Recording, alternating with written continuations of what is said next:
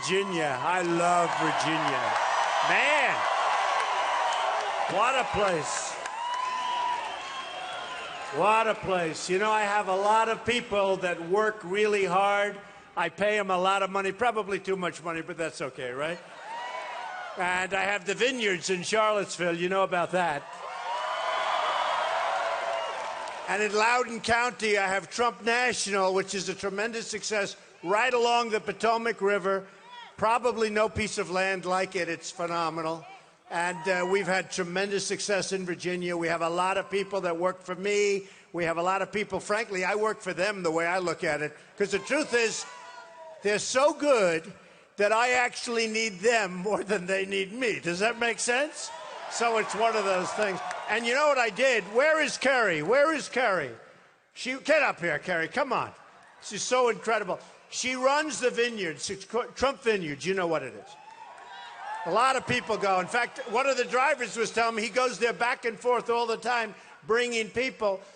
But Carrie Willard runs it, and she has done such an incredible job. We took it over about 4 years ago. It was, to put it mildly, in serious trouble. It's close to 2,000 acres, and it's one of the most beautiful. It's the largest, actually the largest vineyards on the east coast of this country, the largest.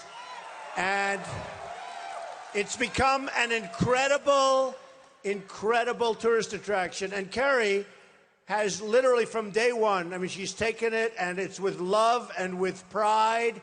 And I'm proud because, you know, one of the things, and I have to say this, that Ivanka said you have to say it. My wife said you have to say it. And I think you'll confirm it, Carrie. But I have more women in high executive positions. In fact, it's true. It's true.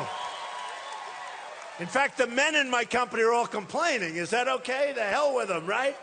But I have so many women. Carrie, just say a word. Tell them, do you like Trump? If you want someone who inspires greatness and demands excellence, this is your man. Thank you, baby. Thank you. She has done such an incredible job. Thank you, Carrie. You know, when I have a place, and it's usually I have a lot of them, but when I go to certain areas and if I have something that I'm very proud of, I like to bring the employees. We have some of our employees here today from the vineyards, but I like to bring the employees up because it's so important, especially when you're looking at what's going on with a country where our jobs are being taken away. They're going to other places, as you know, like many other countries. I mean, you can name the country. We don't make good deals anymore. We just don't. And so when I'm around one of my places, I love to bring my people up. I love it. You know, we had some big news today because I just have to talk about it. We get such a, you know, in the old days we'd call it misinformation. Do we agree? And we're going to talk about the debate. Anybody watch it last night? Yeah. And I tweeted. Can you believe? And I made a commitment. I said I'd tweet, so I couldn't turn it off. I had to tweet this thing. And somebody said on one of the networks the winner was Trump because we picked up 160,000 followers. Do you believe it? 160. And second place was a lot less, I will tell you that. One of the folks on the stage. But, you know, so today, CNN came out with a poll, and the poll was in the state of Nevada. They came out with another poll in South Carolina, which is an incredible place, both incredible places. I said, I have to read some of these because this is wild. So we're in first place everywhere. I mean, you're right. That's true.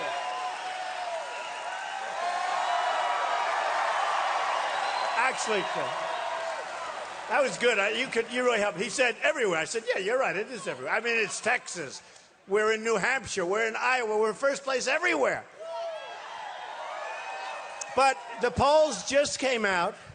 And as you know, a couple of weeks ago, we had Florida. And we're just killing in Florida. So you have a governor and you have a sitting senator.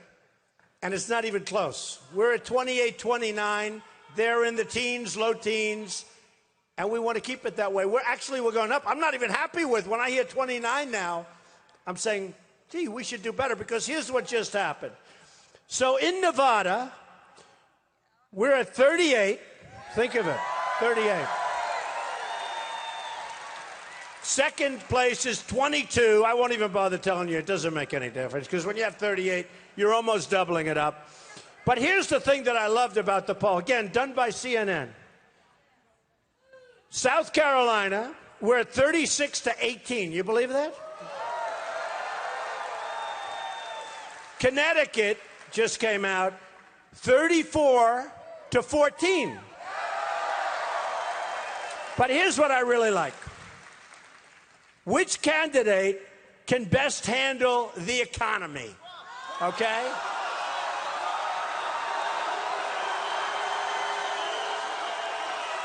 Thank you. Well, that one's big. 67%, said Trump. Can you believe it? Now, you got to remember, you know, if we had two people running and you had 67%, that would be a landslide, right? That's a landslide. If you won with 67%, the press, look at all those cameras going back there. So many. So many. And look at all the red lights. Show the crowd, everybody. Show the crowd. Show the crowd.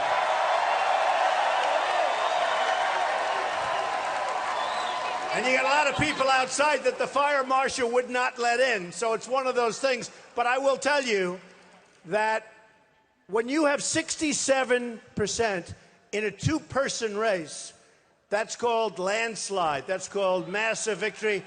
I don't think there's ever been a victory. And here we have on a thing called the economy. Would you say that's important? I think so, right? So 67% are in favor for Trump. Okay. We won the state by a lot, meaning in the polls by a lot. Now, a couple of these categories, I have to read them. Illegal immigration, important. We're going to build the wall, okay, believe me. We're going to build the wall.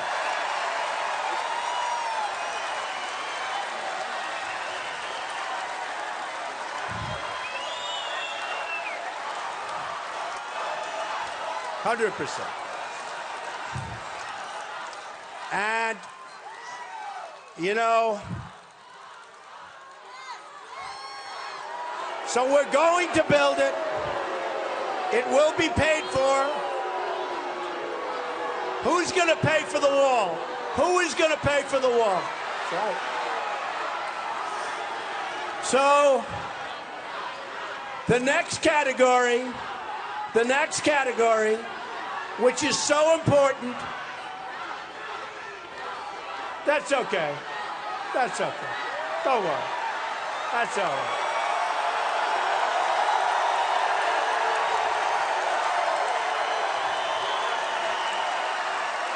That's all right. That's why we have freedom of speech, folks, you know. And I'll tell you how dishonest the press is.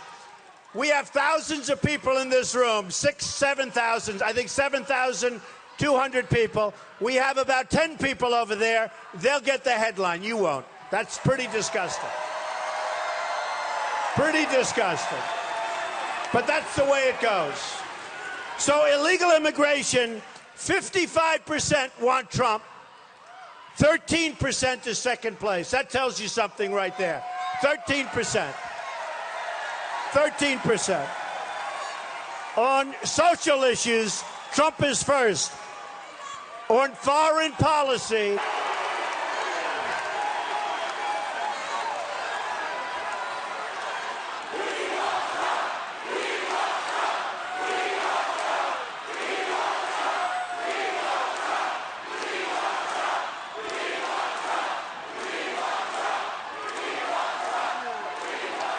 thank you very much. That's great. Thank you very much. But it is true. I see a couple of cameras for about 4 people, and they're going wild, the cameras, you know. It's so disgusting. But that's all right. On foreign policy, Trump #1, 34%. On ISIS, who's going to handle ISIS? Trump, 46. We're not going to play games. We're not playing games. We're not playing games. On the change, on how we do in Washington, on the change, how are we going to change Washington? Who's going to do the most effective job? Trump, 60%. 60%. Here's an important one. Best chance of winning in November. Trump, number one, 47%. Amazing. So we're number one at 42nd, and then you get into 16 and 10. That's a big difference. So we've all come a long way together. We've all come. And, you know, we have a lot of bad people out there. They want to stop progress, and you see it all the time. And I use the statement, the silent majority. The silent majority is back, folks. The silent majority is back. The silent majority is back. So, over the last period of time, we have had a very interesting thing happen. We've seen our country where we don't win anymore, and we're going to start winning so much. We're going to win left, we're going to win right, we're going to win everything. We have unbelievable people in this country, and nothing is going to stop us from starting to win again.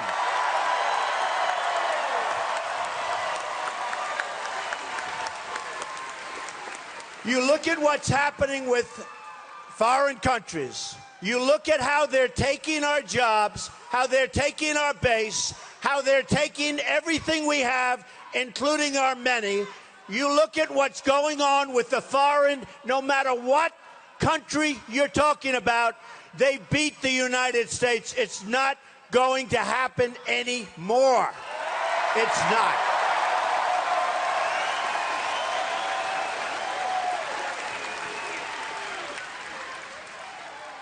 Our trade deficit with China is almost $400 billion. $400 billion a year.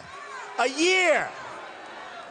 And then I see our president entertaining the heads of China and talking about our great trading partners. Yeah, they're a great trading partner for China, not for us.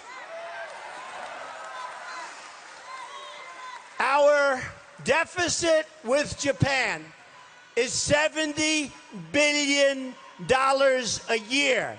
The cars pour in. We don't know what we're doing. We sell them practically nothing, relatively speaking. What we sell them is beef. Beef. They sell us cars. You go out to Los Angeles, you see these ships, the biggest ships you've ever seen, and the cars are pouring off. And they have no respect for us.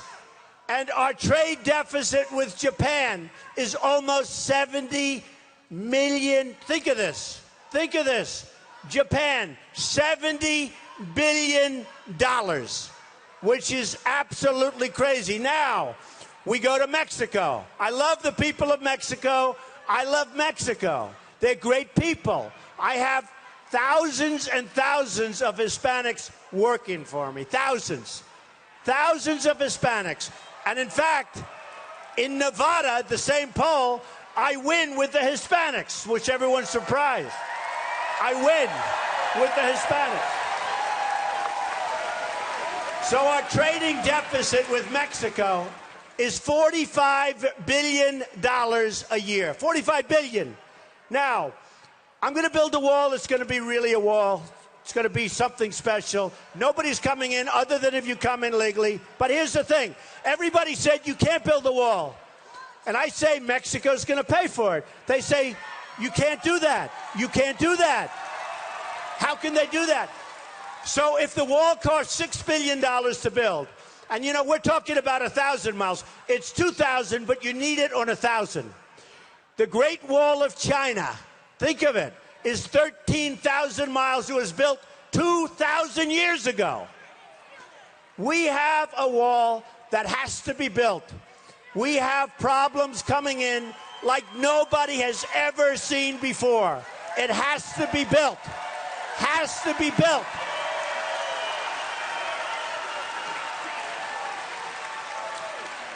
Whatever anybody said, just remember this.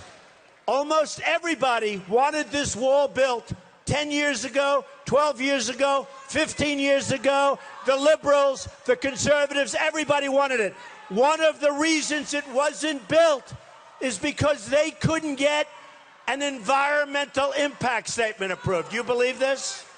All right? We're going to build the wall. Mexico's going to pay for it. Now, the people, the stupid people, say Mexico won't pay for it. We give Mexico billions of dollars. We have that trading deficit of almost $50 billion. We're talking about a 5 to 6 to 7. If you go Rolls Royce, you go. We're talking about from $5 to $7 billion.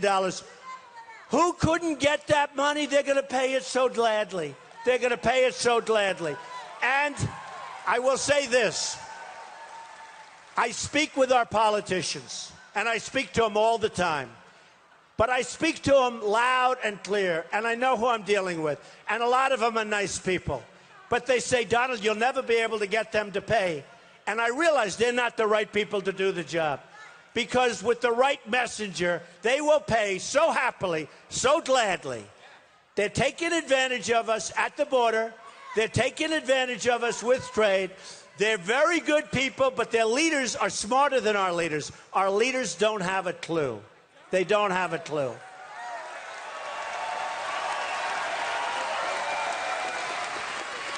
We have a situation where a mother is pregnant. She goes to the border. She walks across the border right in front of our Border Patrol, who are great people, but they're not allowed to do their job. She lies down. She has a baby that they call anchor babies. She has a baby. Now, we're responsible for that baby for 85 years, okay? I don't think so. I don't think so. I don't think so. We can't do it. We owe $19 trillion. We owe a number that's almost inconceivable when you think about it. So we owe $19 trillion.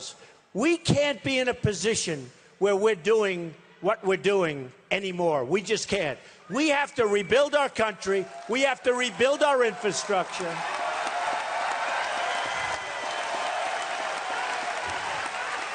We have to repeal and replace Obamacare. Have to do it. Have to do it. Have to do it.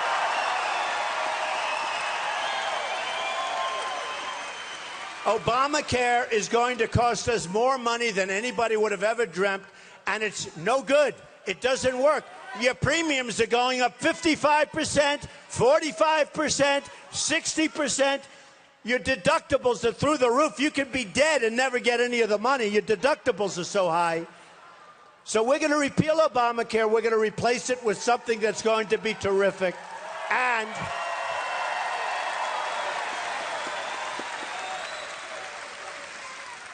it's going to be terrific. It's going to cost our country very little, and people are going to be able to have their doctor, have their plan, pay less money. If they're sick, they're not going to have to worry about a deductible being so high that nothing works unless you get hit by a tractor. So we're going to do that. We're going to do so many different things. We're going to make our country great again. We're going to make it so great. Immigrants.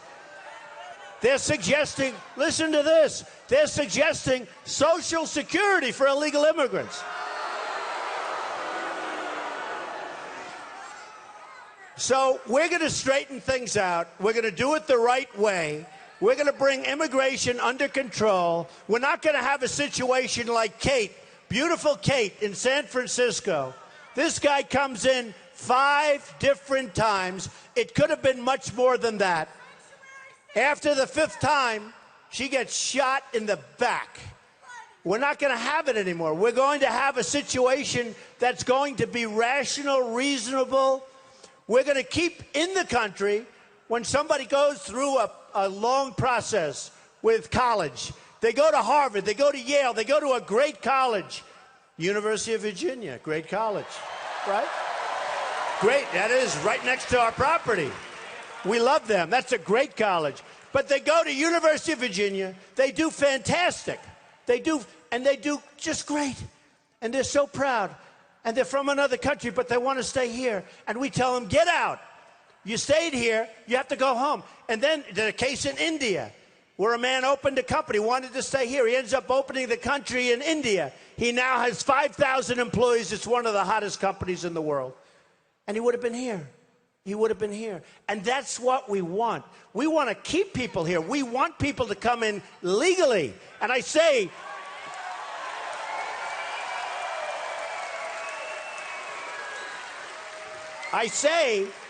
and so importantly, and I'm saying it all the time, we want to have a big door.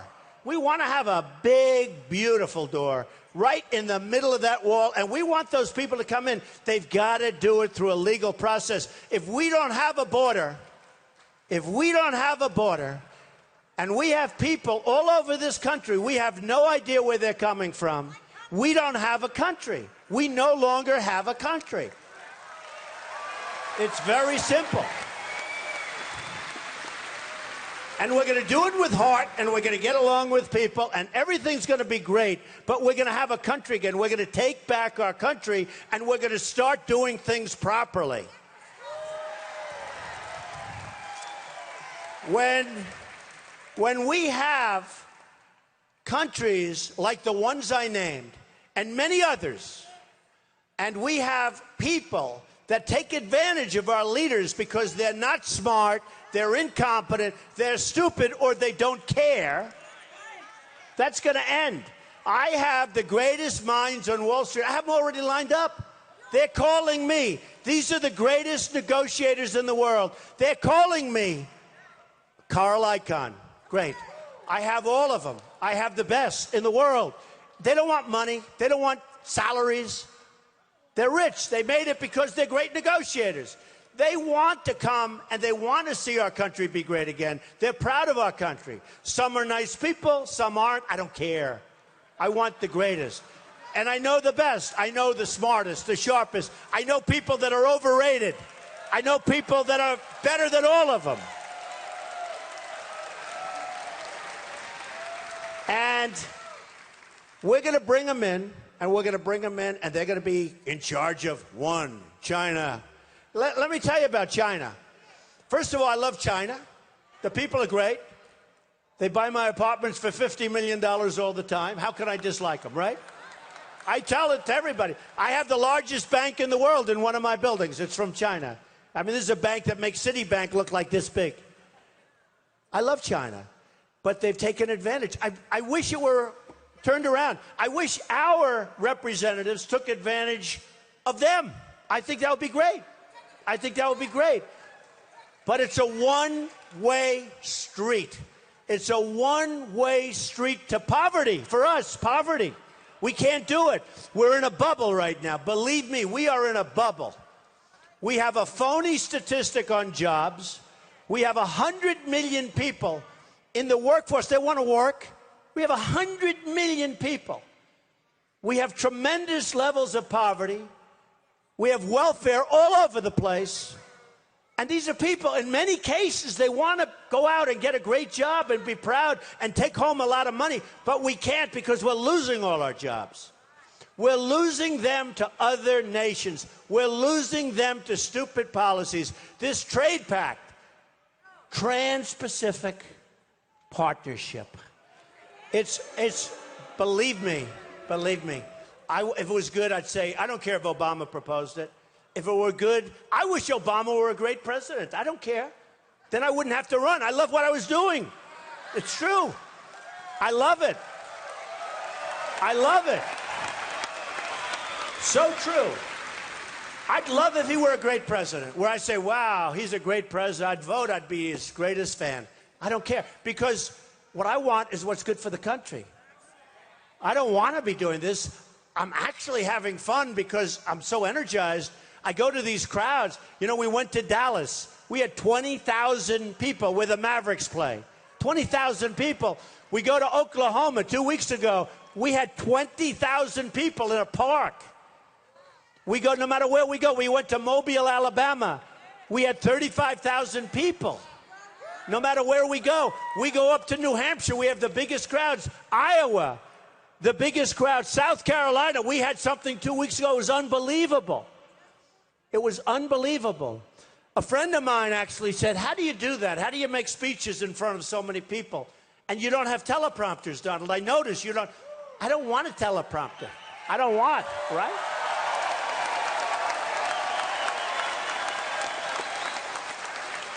I don't. It would be so much easier. It would be, think of it. You have your teleprompter, right? You walk up. Hello, ladies and gentlemen. It's wonderful to be in Virginia, where you have all sorts of great people. And you do. By the way, when you talk, you really have the Hall of Fame. You know, it's true. No, you have the Hall of Fame. You know, I told my guys, I said, look, I'm here. I employ a lot of people. I have a lot of property. It's great. But just a couple of things. I mean, this is a real Hall of Fame. Patrick Henry, give me liberty or give me death. How good, right? How good is that? Oh, I want to come up with a slogan as good as that. How about Make America Great Again? I don't know, you know. It's great. It's great. But I still like give me liberty or give me death. That's very good. See, I want to get the word again off that eventually. You know, I want to get the word, he just said you will. I will. It's not even going to be that hard. It's not all it takes common sense. It takes business ability. And we're going to treat people well. You know, I say I'm a conservative with heart because we're going to have that great health care program, but we're going to take care of everyone. We're going to take care of people. And people are going to pay much less and get it so good. We're going to take care of so many things. But I like to say conservative with heart because a lot of people think if you're Republican, you don't have heart. You're mean. You're horrible people. It doesn't work that way. I've gone over my plans and somebody said, oh, well, that's not conservative. You know, it's sort of interesting. You have a group called Club for Growth. I talk about it. Club for Growth. I never even heard of it. This guy comes up to my office, right? And he sits down. Nice guy. I think he was an ex-congressman, so he knows how to talk. That's all they do is talk. They're all talk, no action, except for the politicians currently in this room, of which we have plenty. They're great. In fact, Dave Bratt. Where's Dave Bratt? He's great. And I was just with his family and his children and his wife, and I tell you, he's done a great job. There's a guy, he shows you can do things. I mean, who would have thought that? That's never happened before, what he did. So I just give him a lot of credit. But I have to go. Okay, so Patrick Henry, we talk, great, right? Then you have Thomas Jefferson. That's pretty good, right? Thomas Jefferson, man. Then you have James Madison, principal author of the Constitution. That's pretty good. And then you have George Washington. That's pretty good, right? George Washington, you know. It's pretty amazing, you know. When you think of Virginia, just pretty amazing. So I tell the stories, and I love these stories because it shows how important it is. I'm self-funding my campaign, okay? I'm the only one. And I see all of the guys that are competing with me, and some of them are nice, although some of them have hit me really hard. I mean, you know, they're asking me for contributions, and then as soon as I run, it's like a couple of them. Like Perry, he went wild. He was a nice guy. Governor Perry. Didn't work out too well for him, but he really hit me. And then Lindsey Graham, I thought he was a nice guy, but he hit me. He made speeches about Trump because they want to get their numbers up, not working. And every case has gone down. They've all gone down. Man, can you imagine if I'm president? Everybody that plays tough with us, they're all going down, right? That's nice, right? But I look at what's going on, and I see so much, and I see the way the politicians are controlled. Don't forget, I was the perfect person. I was like central casting, because before I ran, I was on the A-list. I contributed a tremendous amount. I got along well with Democrats, with liberals, with conservatives. That was my job. Somebody said, but you gave money to a Democrat. Of course I did. I get along with everybody. One of the magazines said he's a world-class businessman. You can't have fights. You got to get along. I was told by Hillary in a speech recently, I was told same day by Jeb that we don't like his tone. His tone. I built this incredible company, and I built it, and you'll see, because a book comes out on November 3rd, which is your election day, by the way, so go out and vote. Make sure the right people get it. So important. It actually comes out. It comes out on election. It's going to be great. It's actually a tough name, Crippled America. It's a tough name, but it tells you how we're going to fix it and how we're going to go about it. But I'm self-funding. It's so important. I was in Iowa a few weeks ago, and I said to the people, I feel so foolish. These people want to give me millions and millions of dollars. And, you know, it's sort of like anti-me. It's like, why wouldn't I take it? I always take money. That's what I do. I take money. That's how you become rich, right? These guys know. Millions of dollars. So I said to the group and we had 5,000 people in an auditorium like this. I said, look, here's the story. I feel a little bit stupid when I don't take all this money. I said, supposing I take it, just supposing, and I promise I won't do anything for them. And they all stood up and they said, no. I couldn't believe it. I thought I talked them into it. But the truth is, I love what I'm doing. I love that I'm self-funding because I'm not controlled by anybody. I'm not controlled. Controlled by you. And I'm controlled by you. I'm going to do the right thing. And you've heard me talking about the Ford plant. Have you heard that story? The Ford plant. Because I love it. But Ford, you want it again? Should I do it again? I just think it's good. So Ford closes a lot of plants. They're building a $2.5 billion plant in Mexico. It's all right. Except what do we get out of it? And they're going to make cars and trucks and parts, and they're going to send them into the United States and other places. How does that help us? We all go to good, I went to Wharton, you all went to good schools, and if you didn't go to good schools, if you never graduated from high school, you know it is not good for us. And a $2.5 billion plant in Mexico, that's a big plant. So they're going to suck our jobs away. They're going to make cars, trucks, and parts in Mexico. And I said to myself, what would happen if a Rubio or a Bush or a Hillary were president? So here's what happens. They would know it's no good. They would all know it's no good. And they'd say, no, we can't let that happen. And the following hour, they'd be called by a lobbyist who gave them $5 million. They'd be called by the special interests that gave them $10 million. They'd be called by one of their donors who owns stock in Ford or whatever, who gave them $1 million. And they'd say, Mr. President, you can't do that. They were very helpful in your campaign to become president. You can't do that. And you know what's going to happen? He'll say, or she'll say, I have to do it. And they'll say, no, you can't do it. And he'll say, okay, I won't. And the plant is going to be built. Now, let's do the other alternative. Trump is president. They haven't given me anything. Okay, let's assume. So I call the head of Ford. I say, I wouldn't even use my guys for this. This is too easy. Honestly, it's too easy. So I call the head of Ford. I say, you're building a plant. You're going to employ thousands of people, but you're not employing people in the United States. You're employing other people. And I think that's fine. But tell me how we benefit. He'll be unable to explain it. Believe me, he cannot explain. Not to me, he can't. Believe me. I'll say, listen, I want you to build a plant in Michigan, or I want you to build a plant here, or I don't care. I want it in the United States. I don't want to lose. I'm tired of the jobs with NAFTA and all of these crazy deals we make. I'm tired of these jobs, the new one that we're just trying to approve. I'm tired of these jobs like a vacuum cleaner. They suck the jobs out of the country. They suck our money out of the country. We have nothing. We're like a third world country. Our airports, our roads, our bridges are falling down. 61% of our bridges are in trouble. Do you believe this? We drive over a bridge, it's in trouble. So I would say to him the following. I won't use his name because he happens to be a very good guy. But I would say, let me just tell you something. I want you to build it in the United States. I don't want you leaving. And if you do leave, and if you insist on leaving, you're not bringing those cars over free. You're not. You're not doing it. Remember the trade deficit.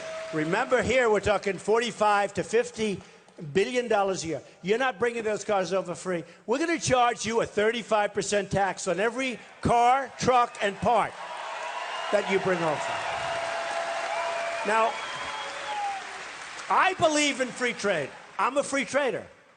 But I also want smart trade, and I want fair trade. It's got to be fair trade. Free is good all over, but it's got to be fair so we can compete. So what happens is the following. He will call up and say, no, no, no, we won't do that, Mr. President. I'll then be hit by every person I know in Washington, all of whom have given me nothing. In fact, I've given most of them, you know, the lobbyists. I know all these people. But now they'll call, and I'll say, no, no, no, we got to do the right thing. Then I'll be called by everybody else, but I haven't taken their money. I owe them nothing. I only owe you people. I owe you in particular with that wonderful location. Right? And I'll say the following. I'm saying, no, we want you to build that plant in the United States. It's going to be built in the United States. They'll say no. I guarantee you within 24 hours, probably by 5 o'clock that afternoon, assuming it's made at 12. You know, they like to call around lunchtime so they can have a drink and convince the politicians what to do.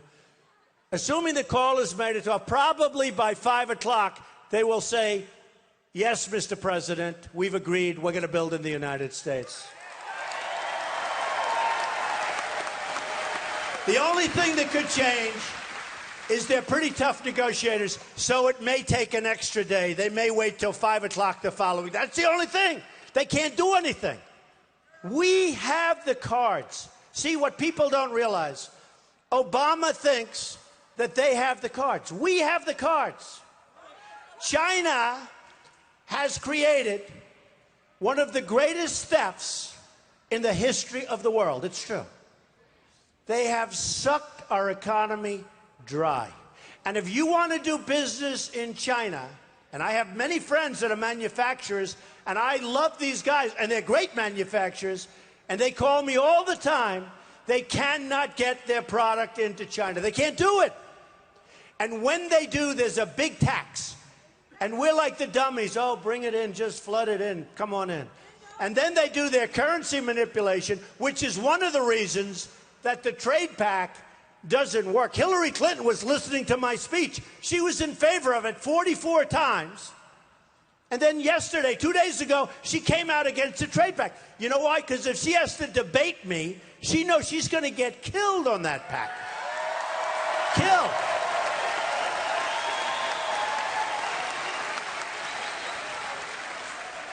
And I have to hand it to Hillary Clinton. You're going to all be angry. I have to hand it to her. It took great courage for her to go against President Obama on the trade pact. You know why?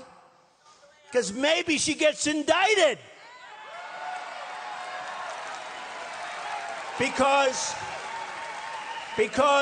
she is being totally protected by the Democrats because what she did is illegal. And you look at General Petraeus. He did 5%. A friend of mine very familiar with the whole subject, with the emails. General Petraeus did 5% of what she did, and they've destroyed his life. Other people have done far less, and the life is destroyed.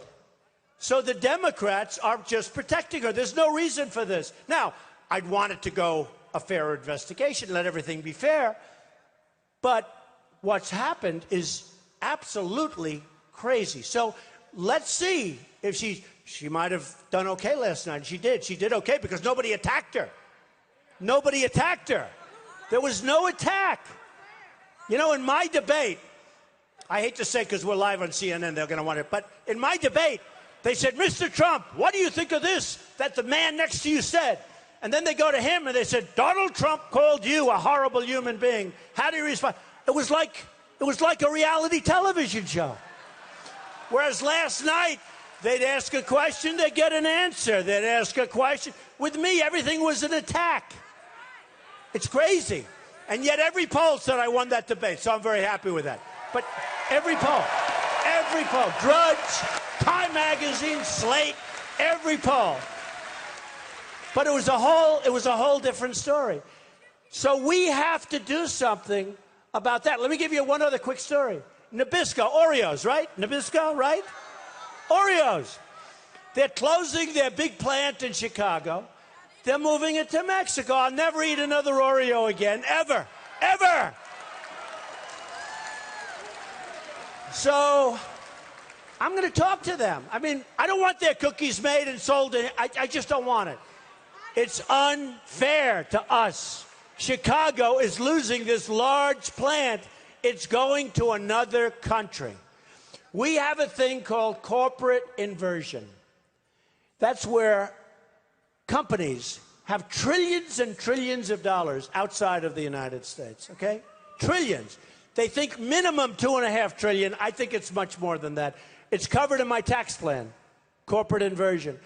We have people and we have companies. You know, in the old days, they'd move from New York to Florida, from New Jersey to Texas, whatever. Now they move from the United States to foreign countries.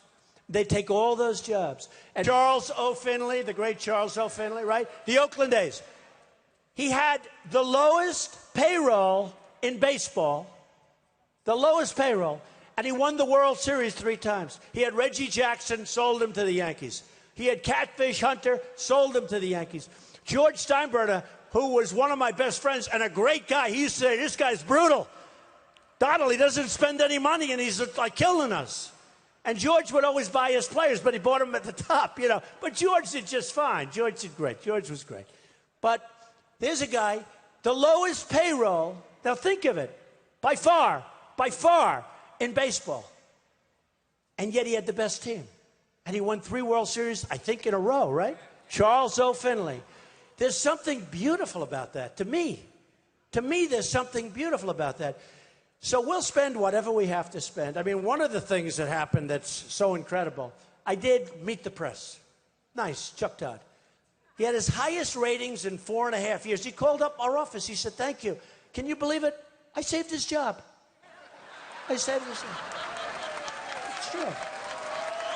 It's true. And I did the same job. I did This Week with George Stephanopoulos. They got tremendous ratings. The other shows were dying. They were dying. This is 2 weeks ago. But they asked me a question, just to show you it's so terrible. They said, Mr. Trump, now you got to understand, leading all the polls, getting the biggest crowds, everybody's going crazy. They said, Mr. Trump, is there any way that you'd get out of the race? And I said to myself, now think of it. Who would be asked that question? One of the commentators said, who would be asked that? If you're in first place, would anybody else but me be asked that question? Is that terrible? So they said, is there any way that you'd get out of the race? And I said, that's a strange question, but I thought I'd give a very honest answer. And I said very, very honestly, look, we're number 1, but if we weren't, and if everything went down, the polls, the crowds, if you don't call anymore because you don't want interviews because it's over, like some of the guys we're running against. I mean, honestly, if I was some of those guys, what's the purpose? I don't know. Do they gain something by having 0? Do they gain something and going in a debate? They call it the children's debate. Guys like Pataki, he's got 0. Guys like Rand, I hate to say it, he attacked me. He was much higher when he attacked, right? But he went down. I mean, so many. I don't want to use names. I refuse to embarrass anybody. Okay. But so I said to him, so if for some reason everything just tanked and I went down, I'd certainly consider it. Next day headlines, Trump considering leaving. It's so dishonest. And actually it took a couple of unbelievable polls to stop it. It took a couple of unbelievable polls, which I get all the time. I said, wait a minute, I didn't say that. But they put out stuff, and it's so false and so disgusting. And remember this, much of the press that I've met have been terrific people and honorable people. I've met some amazing people, like 30%, okay? Then you have 30% who are okay, and, you know, they do their job. But you have, I'd say, 10 to 15 to 20% who are truly bad people. They're dishonest. They're horrible human beings. They know it's not a question of being lazy or anything. They actually go out of their way to write false stories. And somebody asked me today, I did an interview today, and they said, what's been your biggest surprise? I said, I don't know my biggest surprise, but my most pleasant surprise is how brilliant the public is. They get it. The public gets it. They really get it.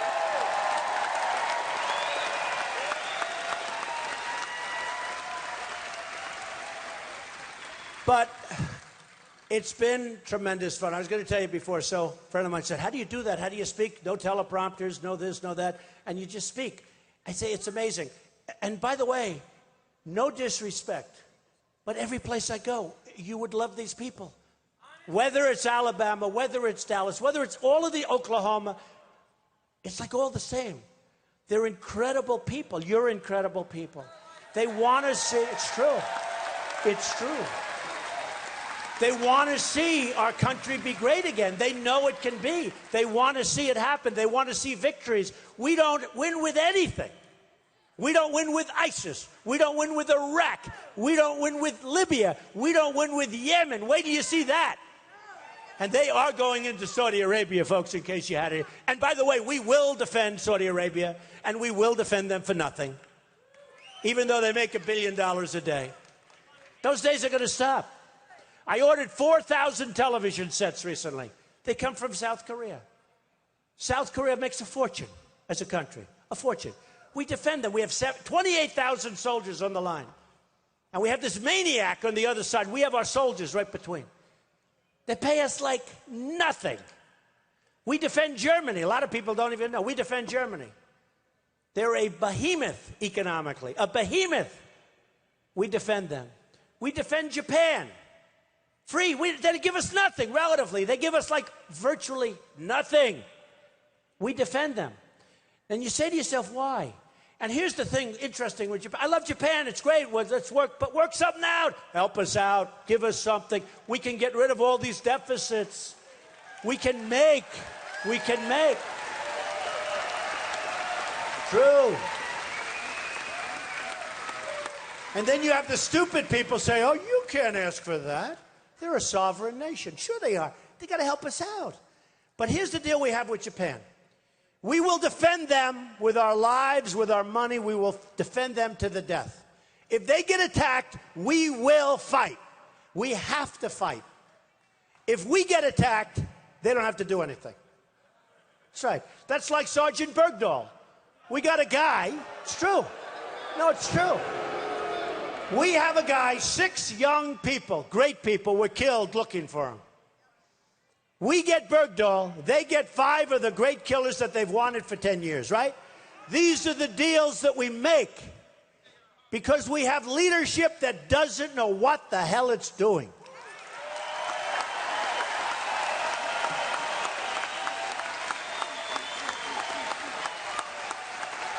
Now, in the old days, with Bergdahl, who was a traitor, it was treason. You shoot him, he gets shot. You've been reading the news days. They think he won't even get jail time anymore. Well, you know, he had some psychological difficulty. They don't really know what happened. Wasn't feeling so good. We are just heading in the wrong direction. So, you look around at all the people that are here tonight, and you remember, because it's happening. Things are happening. It's a movement. It's a movement. It's absolutely a movement. I get calls, and I was going to tell you, from a highly respected guy. He said, Mr. Trump, could I ask you one question? Reporter, one of the biggest. How does it feel? I said, how does what feel? What you've done has never been done before in politics. You're an outsider. You came in. They call it the summer of Trump, right? I hear that. I mean, it's it. Right? They said it's never been done. And this is the top guy. He said, never been done. How does it feel? I said, I'll be honest. To me, it doesn't feel anything because unless we win, I've wasted my time. And he said, no, you haven't.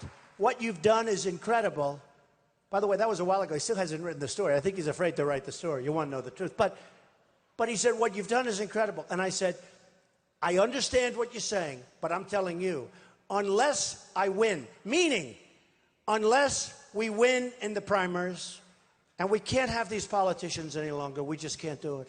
We can't do it. We can't do it. All talk, no action, no ability.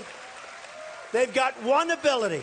They've got an ability to get reelected. That's their only ability. That's what they have to do. They have to get reelected. So I said, and I told him, if I don't win, I consider it to be a massive failure. That means primaries, that means win the election. Because otherwise, hey, we've all had a lot of fun, but nothing's going to happen. I watched Hillary last night with, we're going to give this, we're going to give that, we're going to give that. The poor woman, she's got to give everything away because this maniac that was standing on her right is giving everything away, so she's following. That's what's happening. This socialist / communist, okay? Nobody wants to say it. No.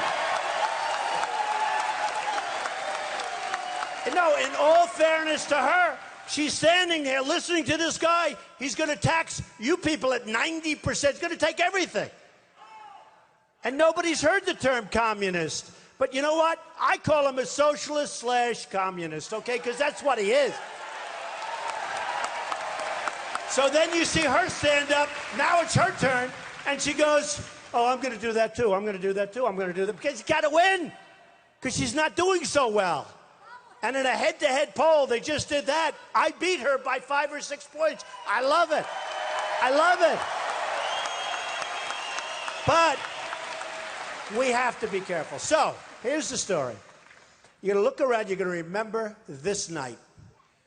Because as a very important person told me, this is not just crowds gathered. This is a movement. There's a movement going on. When you're leading by 20 and 25 points in all these states, when you're leading in South Carolina by 20, when you're leading in all of these places, Nevada, and leading with the Hispanics, because they know I create jobs, and they're here legally, and they don't want people taking their houses and running all over the place. They want what they have, and they want it to get better, and they want jobs. So when we're leading by 20 points, 25, one of the polls had us 40% above everybody else. That's a massive number. Those are massive numbers. And as this person said, this is a movement. This is no longer we're playing games. This is a movement. You know, they all said, oh, he's never going to run. He's got a wonderful life. Yeah, I do. I do. But they said he's never going to run. Then he'll never file Form A. Form A is where you sign your life away. I signed Form A.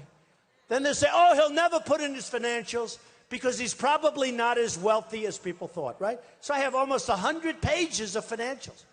Then they said, oh, he'll put them in, but he'll put them in way late.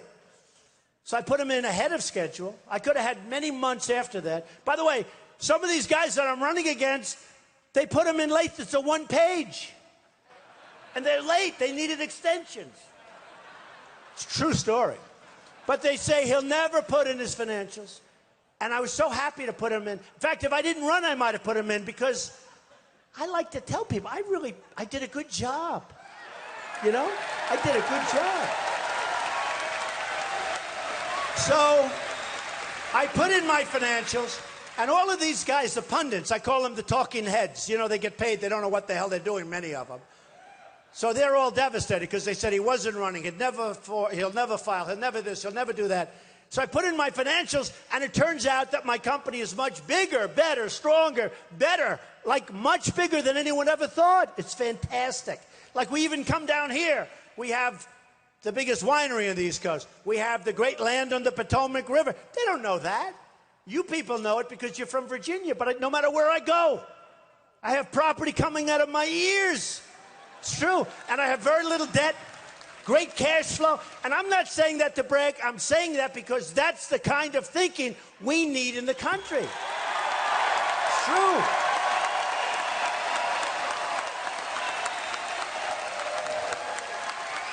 That's That's the kind of thinking.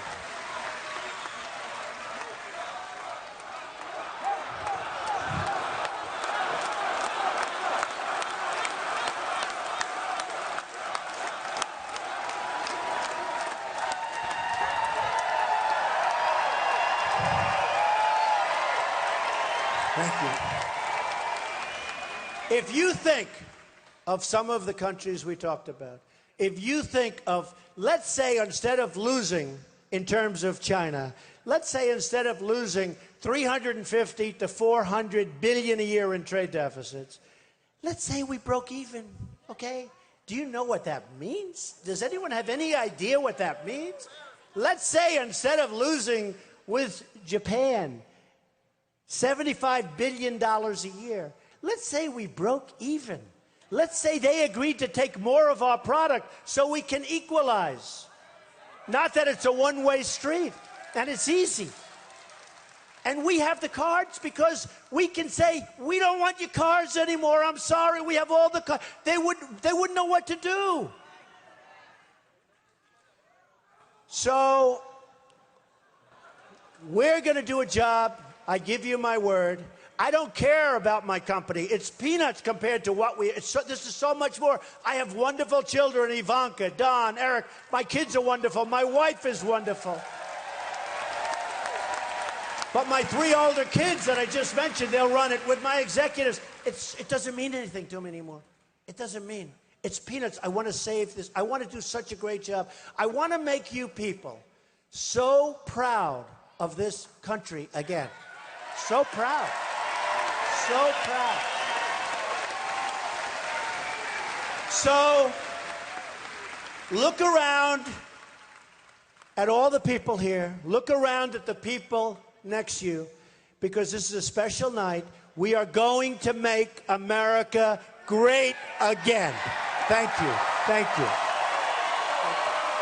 We will make America great again.